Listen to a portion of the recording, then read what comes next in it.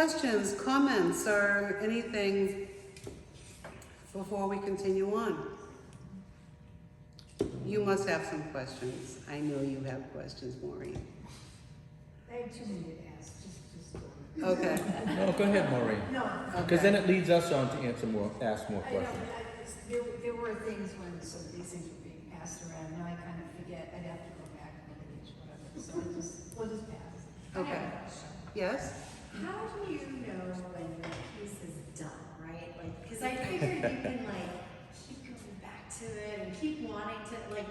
How was that process for you of knowing like when? Okay, I need to leave this alone because I can just imagine just going back a million times. Oh, I've wrecked a drawing by overdoing it. Absolutely. I've gone back and I've overworked it, and I've started to erase. It's like, oh, this eyeball doesn't look quite right. You know, well, now the other eyeball doesn't look quite right.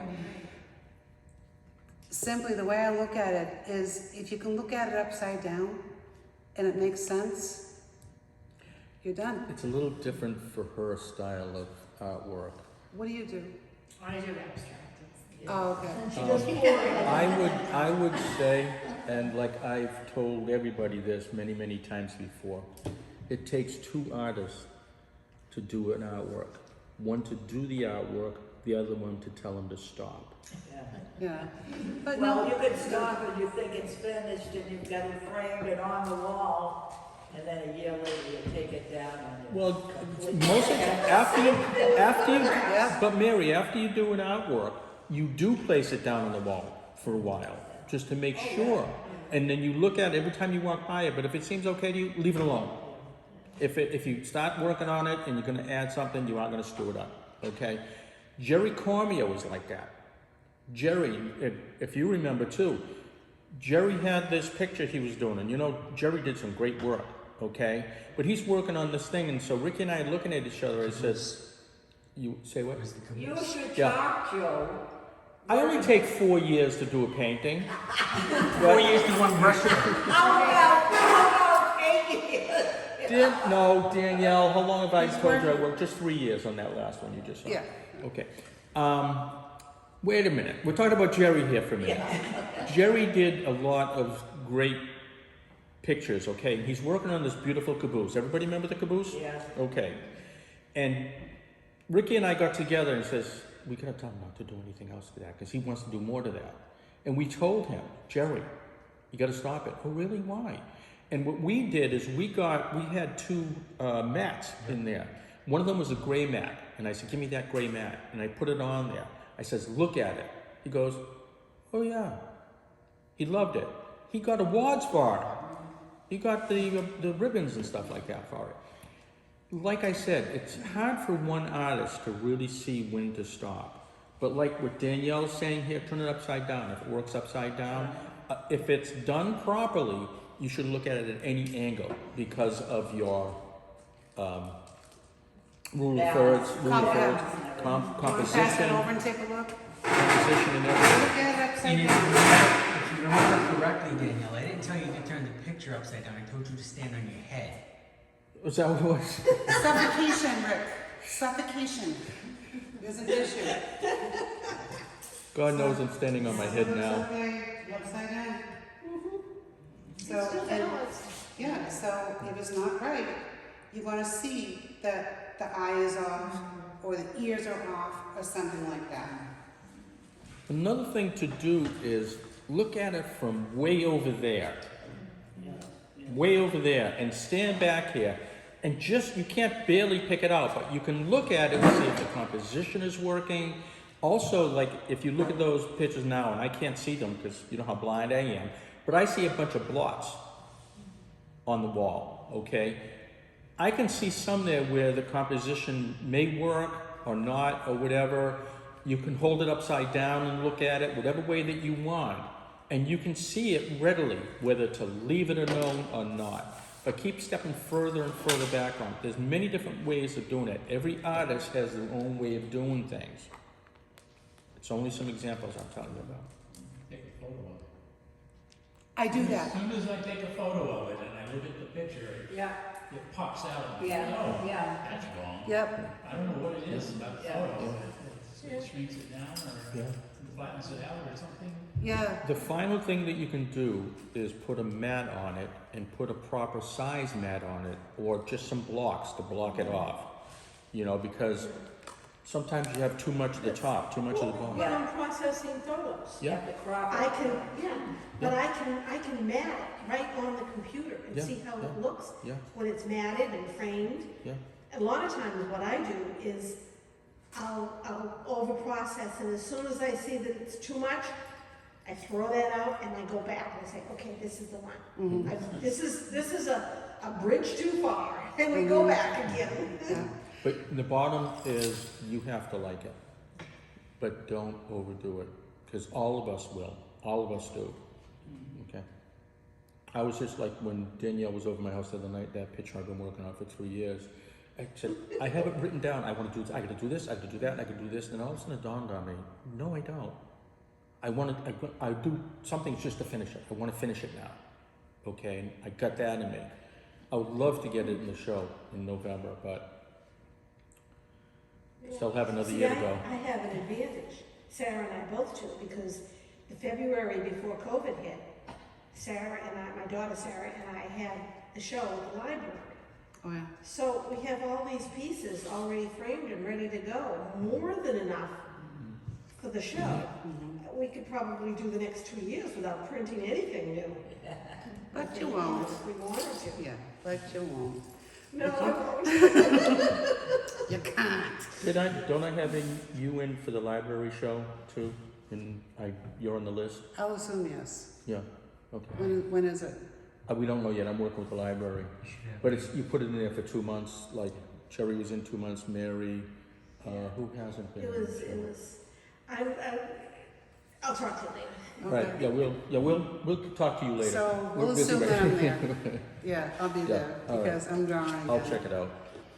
But what you guys said was a really good point, and I didn't realize that this was part of it. But as I'm drawing, I do have a mat that I use, and I put it around, and I check to see where does it lie in the mat to make sure that it's correct. Is the background okay? And for the most part, my pictures, I like to use a standard frame, standard mat, everything. So my frame guide, thank you, Joe. Oh, So this is the one that I did for the 2019, yeah. 2019 show. That won first place, didn't it? It won, Best of it show? won Best in Show and People's Choice. People's Choice too, awesome. Yeah, that was amazing. Oh, So wow. I was never expecting that. Well, you deserve it. So what this is, it's an elderly woman holding her son's hand. So I was gonna name it Holding My Mother's Hand. But Joe pointed out that it might be something different to everybody. It could be husband and wife. It could be like a long-term partnership. It could be brother and sister. So I just put holding her hand. But the way that I did this is the standard mat I put around. So once it looks okay in the mat, now because I use such a dark mat, you need the deep contrast. You need the popped highlights and everything. Now, you asked about how do I know when the drawing is done? I use my own hand, like some of these are my veins in here, because I use a crappy reference photo. So I'll go around and I'll take pictures. Michael is so good. He lets me do anything I want. If I need to draw pores or hands or fingernails or something, he'll just say, I have at it, whatever you need. So some of these are the lines in Michael's hands. Some of these are the lines in my hands. So when I look at it, and if it looks flat, if it looks like a drawing more than it does an actual hand, I know I have to keep on going. I guess I try to overcompensate because I want to do 3D. That was my goal. I want to make it look not just like a photo. I want to be photorealistic. Then I learned there was such a thing called ultra photorealistic. Oh, that's the one that I want, because just like the Prismacolor pencils, I don't get 12 of them. No, I get the 120 set. So I was shooting for ultra photorealistic. That's not this. So what I used to catch myself doing a lot of is overshadowing and doing too much darkness. I also had no idea what I was doing when I was shadowing. So shadow is on one side, light is on the other. I would go back and to make it pop, I would shadow around everything. So now I had a really dark drawing and I had some highlights in there, but now everything was outlined in black. So I'm gonna go back, erase, erase, erase, burnish the paper, and start over again. So I was able to save it. And so as a result, we have this. Now I got some feedback from somebody on Facebook, and they said that just to anchor it, to do like a sweep of shadow underneath. I don't know, I kind of like the starkness of it. And because you're not gonna see two hands just floating around anyway, why would you have a shadow underneath it? So I just like the focus of the hands. So I'm not. I agree with you. Yeah, so I didn't think I needed a sweep. I might try it next time. I mean, it's like, they're not holding he's not holding her hand It would be different if it was on a bed or something. Yeah, Yeah. but it's, in which it's- case they'd be down on the Yeah. bed, and you still would not see the shadow. It's not like they're up in midair, close enough to create a shadow on what's below them. Because if you're standing, you wouldn't see the shadow. Right. And if the hands are down on something, you wouldn't see the shadow. But the synopsis of the whole thing, of what you're saying, that's all. It's minimal, but shows everything. Yep, You know what I'm saying? yep. But I also learned, don't pay attention to strangers on Facebook who have no idea what your work is all about. They didn't ask questions, Yeah. they didn't ask anything, they didn't ask why I didn't do the shadow. So I've learned to toughen up a little bit. And, for the most part, it's people, it's awesome, but you always get the one. So, but I thought about it. It did make me think. And I looked at it, and I looked at it again, maybe, nah, he's wrong, it's staying this way. Right. So it's my picture, Correct. not his. Correct. So it's gonna stay. You will find out from many, many, many people, everybody, and the beauty of this world is how different we all think, okay? But not everybody's gonna agree with everything you do. That's just part of acceptance.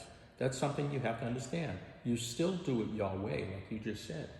And that's you, because that's your artwork. So you're expressing yourself. End of discussion. Do you remember what you told me when I asked you? I forget even what picture it was. I came to class, I said, is this picture done? You said, I don't know, it's your picture. That was the response. And I wasn't quite sure what to make of it at the time. So I didn't know if the picture was good. It was probably terrible at the time. But still, you have to look at it through your eyes. What do you want, like with Michael, my husband? We have a hard time doing big projects together because he's really good at big gross projects. I'm the detail person. In order to get a big project done with me, all you have to tell me, what do you want the end result to be? His process is so vastly different than mine. And it took 30 years to get to that realization. We're still married. That's a beautiful thing. We just completed a big nasty project, which is another good thing. Yeah. But he was trying to micromanage me, and he was trying to get me to do it his way, and it just wasn't working. So his vision, we both saw what we wanted it to look like at the very end, but the processes were just so different. Yeah, but weren't you his business partner? Yeah, And you were the ones who did all the detailed stuff? yeah. Okay. But he's also still. Her husband is a great guy. I love Michael. I love her whole family. And did you bring a picture of him that you did my favorite picture? No. No? Okay. No, I didn't. Next time. Yeah. But he is a great guy, like she says, and he loves her very much, as we all do. I am and- his queen. Like you hear people complain about their husbands. I love my husband. Yeah. I'm his queen. There's no doubt about it. Yeah. Every single day. Yeah. He wakes up with me every morning at 5 o'clock. He goes down to make my coffee. He'll make the breakfast. My lunch is ready to go. And he'll text me throughout the day, can I bring you coffee at work? And everything he does, he has me in mind. And that's how I... Can I move in with you? Oh yeah, you can be his Okay. queen All right. too. Thank you. Yeah, you can be his I queen love, too, Joe. I love a good breakfast. in the morning. Yeah, he has good taste in jewelry. I recommend one of these to anybody who can get one. The man has good taste. But all that, and I love him, and I think about him all day.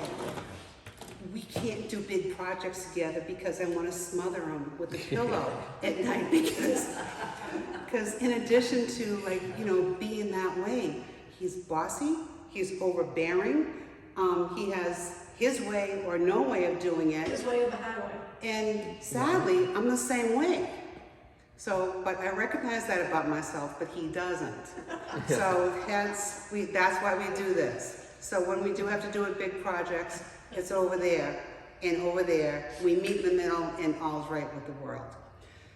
But with Michael, he's also able to give me like decent feedback. And when I first started doing all this, he was afraid to hurt my feelings.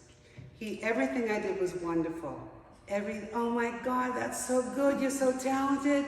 I can't draw a straight line without a ruler. I said, neither can I. I can't do it, I can wing it and it'll look okay, but that's it. So over time, and I would ask my daughter the same thing, you guys know my daughter. There is no filter in that girl's mouth. And if something isn't right, she will tell me. And once you start doing something and someone points it out, you can't unsee it after you know that it's wrong. Yeah. And what you guys are talking about, like looking at through the camera, that's actually how I clean the house too. It's like I look at it and it's starting to look okay, but for some reason, a well-formatted picture, you can see the balance, you see where things belong, you see what's out of place.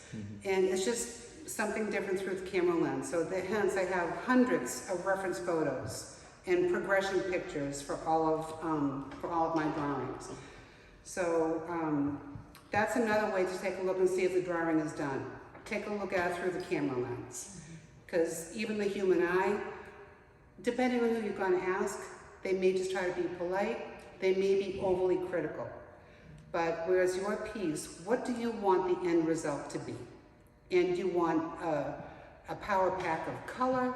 Do you want, you know, beautifully symmetrical? Do you want asymmetrical? What do you want the end result to be? What do you want the person who's going to look at it or buy it to feel, to see, to touch when they look at it? And if you're happy with it, chances are they're going to be happy with it as well. So I'm just going to show you, I'm not going to draw, it's just not going to work. So I'm going to be working on getting an overhead camera, so Ricky's going to be working with me so I can start drawing. I just want to show you the way that I look at things when I'm about to draw something.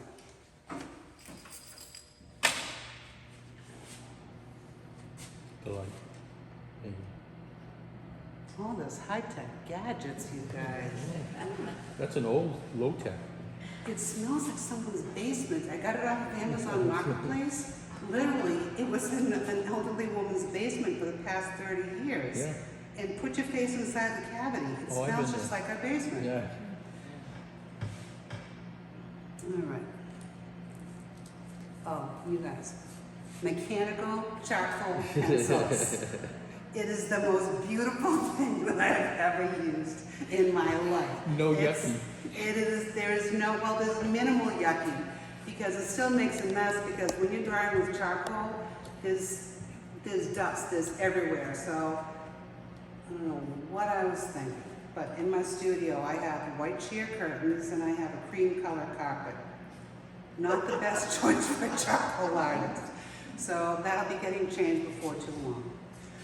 All right, so when you're looking at a picture like this, when you break it down to anything, All it is light and shadow. There's all kinds of stuff in between, but all it is light and shadow.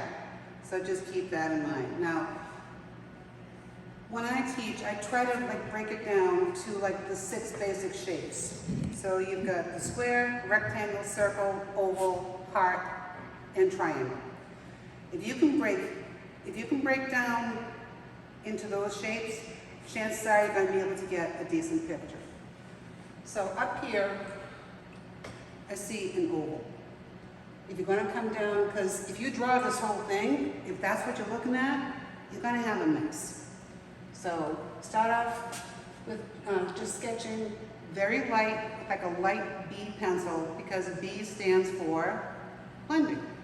It's easy to erase, it's easy to fix, it's easy to correct, and you're not going to see it coming through the finished drawing. So up here, the way that I look at it, this is an oval. Don't worry about the background, just look at the shapes. I'm going to break down a little bit more. Down here, I see a rectangle. I know that there are curves, but for the most part, you get a rectangle. Because if you use a B pencil, you can go back and you can take the straight lines and just sketch in and get rid of it once you're done. That's where you're going to be. Here we have another oval, rectangle, square, square, square, square, and this can be like either another rectangle or an oval, however you want to do it. So that's how I would break down a picture. So using the grid, I tend not to use the grid anymore. For me, it's just easier this way. So I start off light. I go from light to dark. So I would like take either the blending stick or the B pencil, because you can go in. So what you also want to do is you want to keep in mind where the highlights are. You're better off just not coloring in the highlights to begin with, rather than going back and trying to correct it. So I would like to overcompensate the size of the highlights on the paper. So you want to leave room to kind of fine tune it and make it narrower, make it more perfect, get the exact shape that you want. So up here, you would use, and you also don't see any real hard lines either. There are very few hard lines in nature or in drawing, unless you're drawing architectural. I have a hard time drawing architectural. And honestly, I just don't have the patience for it. And you have to draw certain angles and everything is precise and everything, and it's just easier to mess around with these other type of lines than there is, but a glass of water, I think this type of thing is fun. So up here, it's not perfectly white. So I would take a blending stick.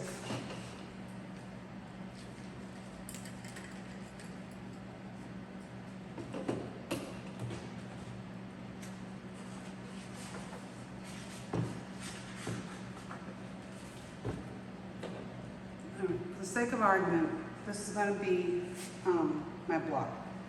So what I would typically do, I would take my charcoal pencil, I would load up some charcoal filament right here. So there's supposed to be charcoal here. I take the blending stick and I twist it, load it up. You have a bunch of pigment on here now. You don't want hard lines to go anywhere unless you have like something very, very specific, but I start at the top left because I'm right-handed. So here's the charcoal, here's the loaded blending stick. You take it and you tap it and you roll it off a little bit, especially paying attention to the point, because for me the points, you don't want too much on it because you're going to have a line. You want to avoid the hard lines. So the cool thing about these is you can use the whole tip if you want to fill like a large space. I don't want to say more quickly, but I think more effectively. You could use like a small pencil, but it just works better for me. So you take this, and you don't have to hold it, because if you do it like this, you're working on the point. And you don't want to do this because this is not. So I hold it like this, and gently, very gently, you start working in. small areas until it looks about right. And then just work your way over. So you're gonna start up here, gently work it in, and as the shape looks more correct to you, because you're gonna know whether it's right or not when you're looking at it, because if you're going strictly by the reference picture, and that's what you want it to look like, you know when the shape is right. So you're gonna do a lot of back and forth looking between one picture and the other. So this is the actual picture right here.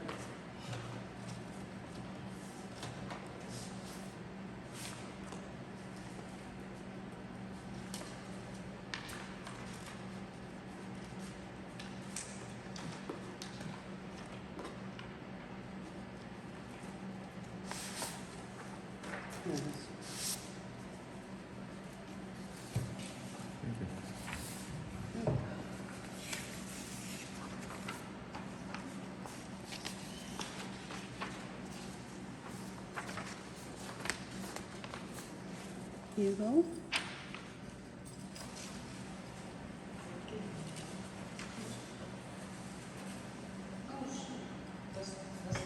You guys pass those around? Yeah. I didn't realize I would mix them. That's fine.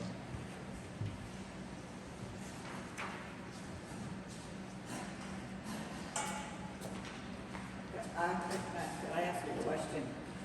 Now, your background here, did you go over this with, did you use colored paper? No. A shaded paper, or did you go over the background before did you draw? I do the background-ish. So I get the basic background just to hold my place. Yeah. Because like if I were to go in and do the background over here, so now I'm gonna have a completely white outline. And it just doesn't work for me. So I do the background and where the dark is supposed to be, and I'll do like a reference photo. So I'll do the very, very light background up, over, and in here, being mindful of where the highlights are gonna be. Well, now you do, we call it a wash. Yeah. A wash of color before you put your drawing on. In some places, yes. Or do you do it with, do you put it on with graphite, you use a brush or something? Just I use a blend- blender. just a blender for the whole page before you do it? Yep, yep. And what's nice, I think, because then I can go back with, this is a kneaded eraser.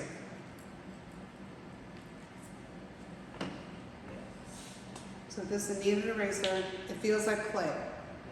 And what's nice about it is once you get it soft and warm, you can mold it into any position that you want. So if you need a triangle shape, just right there, or you can twist it. It's like silly putty. Yeah, exactly. Exactly. It's just like silly putty. So now you've got a point. And what something like this is good for is if you, like, once you get the pigment down in the back, and you put like a little bit too much pigment where the ice cubes are, you can go pick it out. And where everything is light, because you want to work light to dark, so you're going to go back and pick it out, and it's just awesome. The other thing is if you're going to erase it, or if you have like, I have like a white art gum eraser that I use, you're going to get like little, just like eraser shavings or whatever. Yeah. If you blow on charcoal, Yeah. bad things happen. Yeah. So the good thing is, this will also pick up the eraser particles and the charcoal particles, like especially if you blow something, you're gonna get a bunch of stuff over here. So rather than taking, because I also have a big brush that I brush everything off with, a brush will move the charcoal. A brush will blend the graphite. So you gotta be careful and be super mindful about what you're doing, where you're doing it, and how you're doing it. So, and you're going to make mistakes. So just accept it, and hopefully you're gonna be learning from it. So, Somebody said to me, it's only paper. oh yeah. And then there's time, and you make yourself good and crazy over stuff. And, oh yeah, so I don't mean. I believe it's a lot more than just paper, especially after you put something down on it. I know, some people say that to me, and I said, no, it's not. It's like, that famous artist who did CS on Keep, This Is Not a Pipe, okay? Matisse. Matisse did that, right? I actually did a painting of an apple, and on it, in the same way he wrote, "This is not a pipe," I wrote in French, "This is an apple."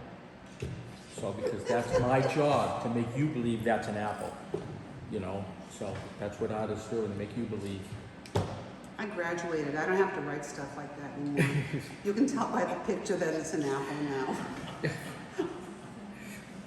You have to tell them, though, if they don't believe it. Oh, Joe, don't open doors for me that you don't want me I to don't walk want to through. open my doors, no. Especially don't open a rabbit hole hatch because they will go down. Especially with her. She's better than I am. Yeah, I look innocent, Yeah, ish. ish. So basically, folks, that's my demo. And the next time I come to a demo, I'm gonna be all set up and I'll be able to draw stuff for you and everything. And I hope that I'll be having some more pictures to show you guys next time I come. And who's gonna be drawing? I'm just out of curiosity. Who's gonna be like using charcoal pencils and drawing after this? You. You gonna try? Okay. Okay.